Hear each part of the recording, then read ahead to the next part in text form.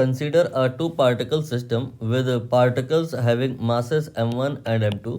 If the first particle is pushed toward the center of mass with distance d, by what distance should the second particle is moved so that जो centre of मास है same position पे आ जाए।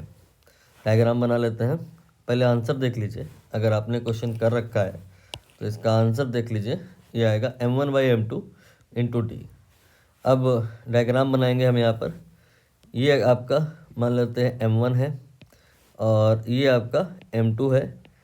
ज़रूरी नहीं कि दोनों मास बराबर हो, तो सेंटर ऑफ मास आप मिड से थोड़ा कहीं दाएं बाएं करके बना सकते हैं।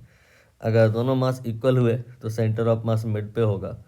यहाँ पे मैंने सेंटर ऑफ मास बनाया cm, ठीक है। ये सेंटर ऑफ मास जो है cm m1 से सपोज करिए x1 के डिस्टेंस पे है और m2 से x2 के डिस्टेंस पे है।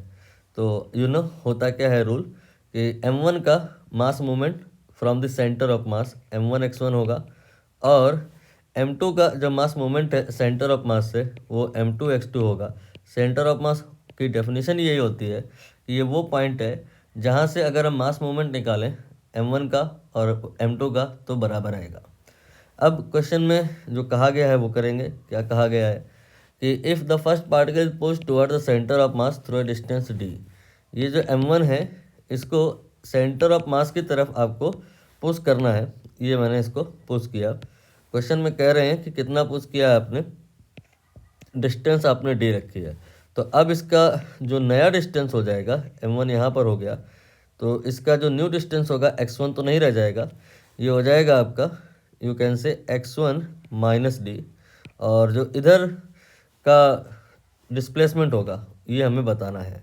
हम मान लेते हैं इधर डी डैश डिस्प्लेस करना पड़ा, तो यहाँ पे जो न्यू डिस्टेंस हो जाएगा अब m2 का from the centre of mass, that will B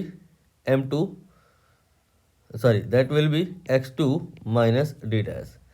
and again we will apply same rule, mass movement equal करा देंगे। यहाँ पे m1 है और यहाँ पे m2 है, तो ये आ जाएगा m1।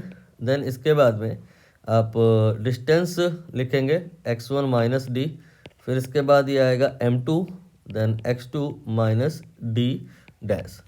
अब यहाँ पर आप m1 को अंदर मल्टीप्लाई कर लो तो m1 x1 minus m1 D, ये आ जाएगा m2 x2 minus m2 d dash. m1 x1 और m2 x2 आपने पहले ही कहा था कि बराबर हैं, इसलिए मैंने कैंसिल कर दिया है। और अब आएगा m1 d with minus equal to m2 d dash, minus cancel हो जाएगा और यहाँ से डी डैश आएगा, यह आ जाएगा m1 D divided by m2।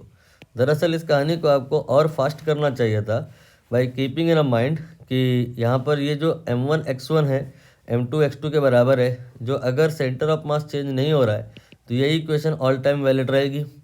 तो आप इस इक्वेशन में एक डेल्टा ऑपरेटर अप्लाई कर दो, तो m1 तो कांस्टेंट है, इसको आप बाहर लिख लो और x1 की जगह डेल्टा x1 हो जाएगा, फिर m2 और x2 की जगह डेल्टा x2 हो जाएगा।